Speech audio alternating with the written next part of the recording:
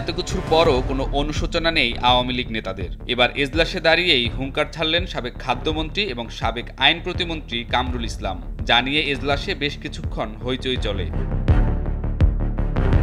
এজলাসে দাঁড়িয়ে কামরুল ইসলাম বলেন, এই দিন দিন নয়, সামনে আরও আমাদের দিন আসবে। হত্যাসহ 25 মামলার আসামি কামরুল ইসলামের এমন দম্ভ কি এজলাসে উপস্থিতদের হতবাক করে দেয়।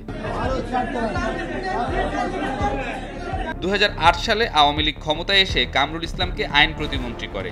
একসময় আইনের কলকাঠি নাড়া এই প্রতিমন্ত্রী এবং সর্বশেষ হাসিনা সরকারের খাদ্যমন্ত্রী এজলাসে দাঁড়িয়ে আরও বেশ কিছু হুঙ্কার ছাড়তে চেয়েছিলেন, কিন্তু আইনজীবীদের হট্টগোলে চুপ হয়ে যান কামরুল ইসলাম। অর্থ আত্মসাৎ, অর্থ পাচার, বিরোধী দল দমনে আগ্রাসী ভূমিকা পালন এমন নানা অভিযোগে গ্রেফতারের পর মঙ্গলবার আদালতে হাজির করা হয় কামরুল ইসলামকে। রাষ্ট্রপক্ষ রিমান্ডের আবেদন জানালে আসামি পক্ষের আইনজীবীরা রিমান্ডের বিরোধিতা করেন। এ সময় আদালত কামরুল ইসলামকে কিছু বলার অনুমতি দিলে তিনি নিজেকে নির্দোষ দাবি করেন, হুঙ্কার ছাড়েন। রাষ্ট্রপক্ষের আইনজীবীদের উদ্দেশ্যে তিনি চিৎকার করে বলেন, এই দিন দিন না, সামনে তাদের আবারও ভালো দিন আসবে। এরপর থেকেই শুরু হয় হট্টগোল।